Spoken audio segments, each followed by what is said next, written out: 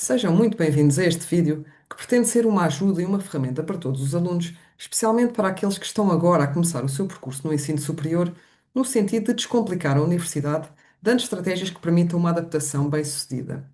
Ao longo do nosso desenvolvimento, nós vamos aumentando o nosso círculo de relações interpessoais e também o número de contextos pelos quais nos movimentamos. Isto requer da nossa parte uma capacidade de adaptação para que consigamos sentir-nos integrados e, consequentemente, mantenhamos o nosso bem-estar nestes diferentes ambientes e relacionamentos. A entrada para o ensino superior é efetivamente um momento significativo na vida dos estudantes. É uma fase de mudança, de descoberta e de adaptação que é composta por diversos desafios pelos quais os estudantes vão necessitar de navegar. E antes de chegarmos à entrada efetiva neste contexto, já tivemos aqui alguns desafios. Tivemos de pensar no curso que queríamos escolher, na instituição para a qual queríamos ir, e isto traz consigo uma construção de ideias de como é que achamos ou desejamos que as coisas aconteçam, o que é que nós vamos encontrar quando lá chegamos, o que vamos fazer e até mesmo o que é que vamos sentir. E por isso é muito importante termos em conta que quando iniciamos este novo percurso, é normal levarmos connosco as expectativas que vamos criando. E a boa notícia é que existem estratégias que nos podem ajudar durante esta fase de maiores desafios e que nos podem auxiliar com esta tarefa de gestão de expectativas. Esta gestão é importante para que consigamos então uma adaptação mais equilibrada e também mais positiva. E tal como eu falei há pouco, quando chegamos a este novo contexto, existem então expectativas que vamos criando e que depois vamos verificar que podem estar mais próximas ou mais afastadas da realidade que efetivamente nós vamos encontrar. Isto pode acontecer noutros contextos também, noutras áreas da nossa vida, certamente que se consegue relacionar com este processo. E a verdade é que muitas vezes temos uma expectativa daquilo que vamos encontrar que pode ser um bocadinho fantasiosa. Nós podemos construir uma ideia de que tudo vai correr muito bem e que não vamos vivenciar dificuldades, mas depois sabemos que na realidade não é bem isso que acontece.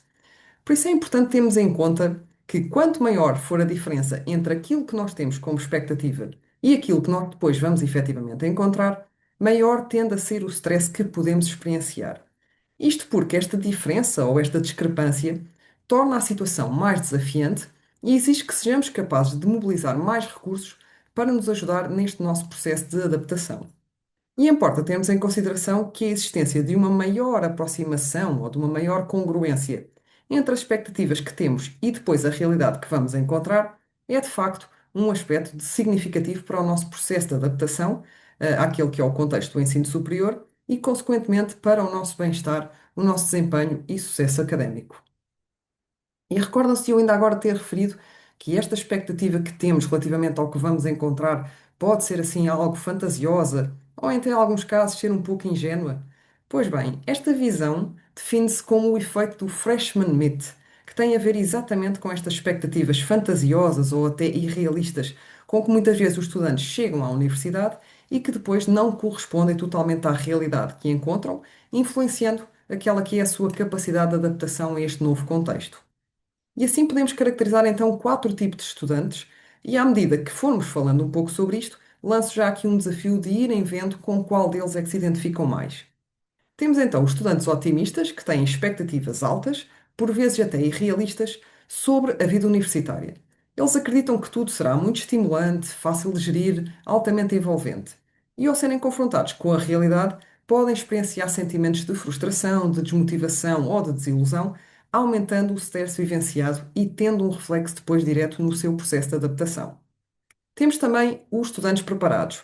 Estes estudantes têm expectativas positivas, no entanto equilibradas, ou seja, reconhecem que a universidade traz oportunidades, mas também traz exigência, trabalho e desafios. Os estudantes que se enquadram neste tipo tendem a vivenciar uma adaptação que é mais tranquila, uma vez que existe uma maior proximidade ou congruência entre as expectativas e a realidade que depois encontram. Temos também os estudantes receosos, são os estudantes que entram com baixas expectativas e estas baixas expectativas estão associadas a medos, inseguranças, dúvidas sobre aquilo que é a vida universitária.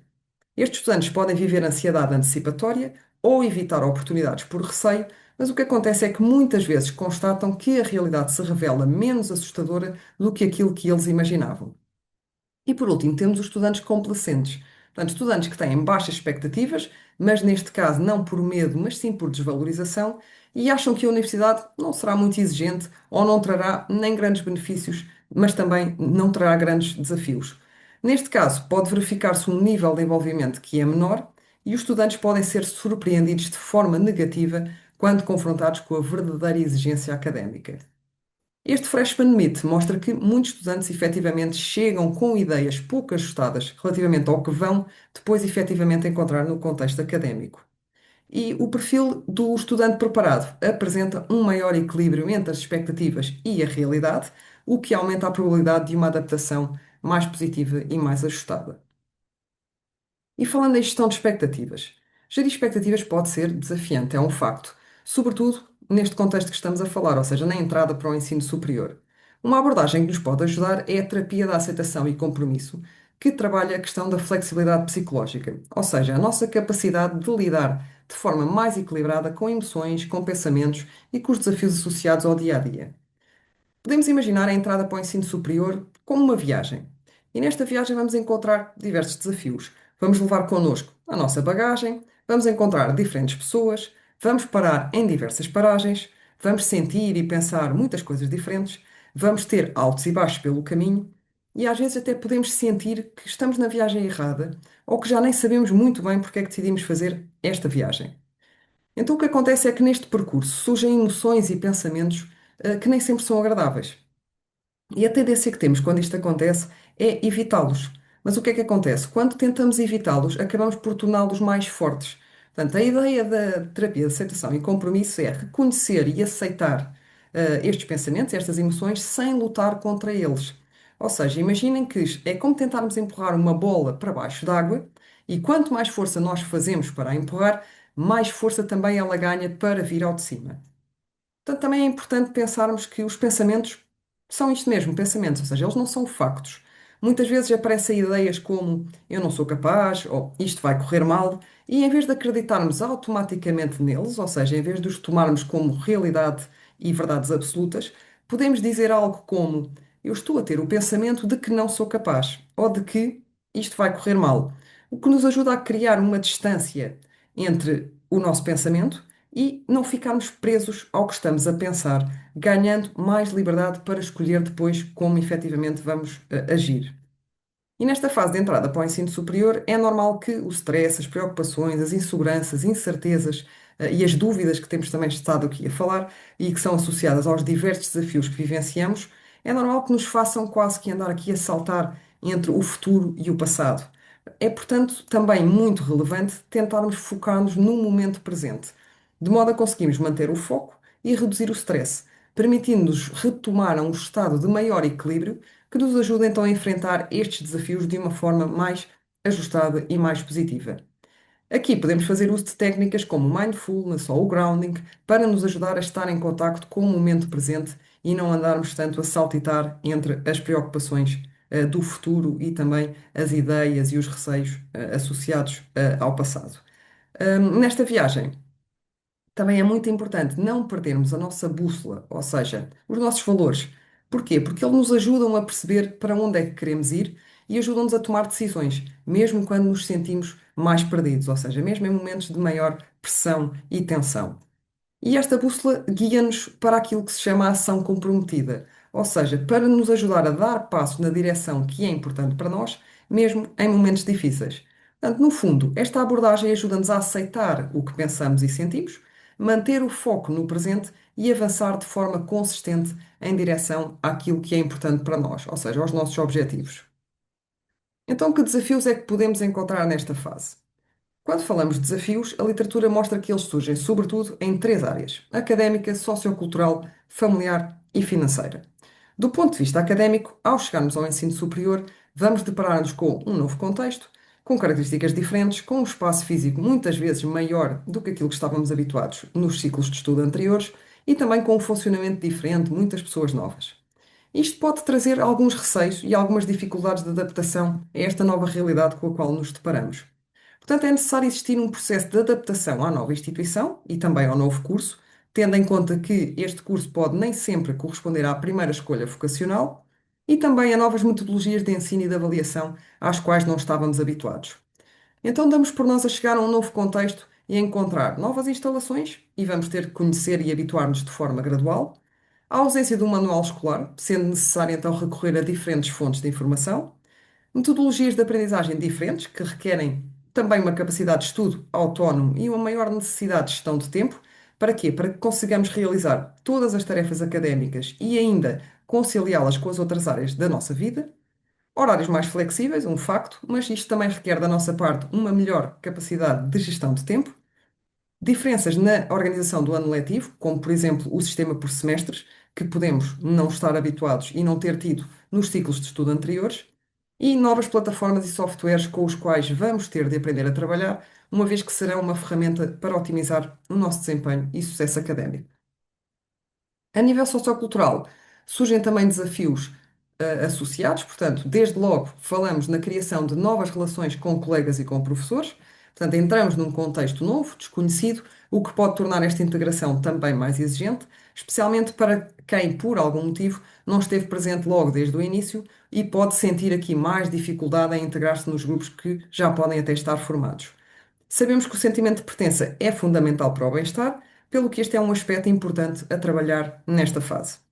Em alguns casos, ainda existe a questão da adaptação a uma nova cidade, a um novo país, a uma nova cultura e, em alguns casos, até uma nova língua, o que pode tornar de facto o processo ainda mais desafiante.